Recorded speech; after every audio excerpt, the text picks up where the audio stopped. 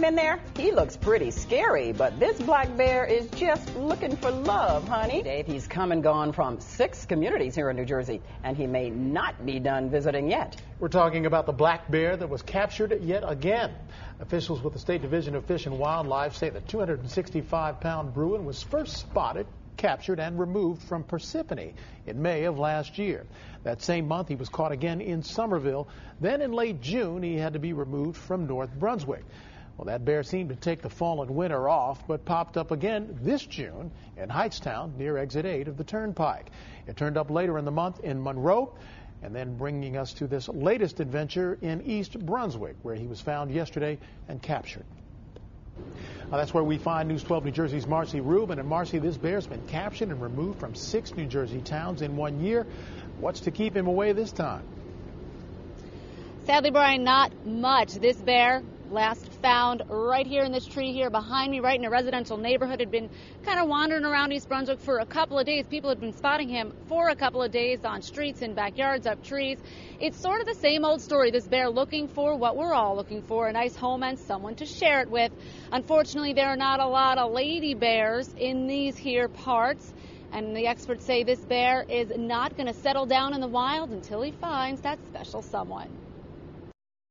He may not have a name, but this black bear has been making himself quite at home in a handful of New Jersey communities. We found and followed him around Monroe last month. Our cameras caught up with him up a tree in East Brunswick Tuesday. He was caught a couple blocks away outside Paul Gottlieb's home the following day. Obviously, it was unprecedented. I had a raccoon in my attic, and that's as close as we've come to nature here before. So it was a tremendous shock to see something this size, just, in a suburban street like this. 6 sightings, 6 captures. Every time he gets caught, he's moved to wildlife management areas away from populated spots.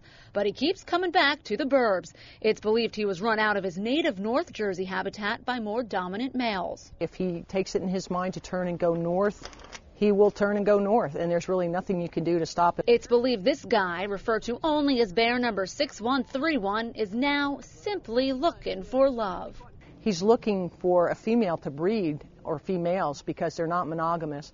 And unfortunately down here there's maybe 1 or 2 females, and his chances of finding them are pretty slim. But it seems this guy won't let civilization keep him from his love quest. Paul Gottlieb just hopes his temporary neighbor doesn't come looking in his yard again, even though he says he can relate. He's willing to cover an enormous area looking for mating opportunities. I was young myself once, so I understand how he feels.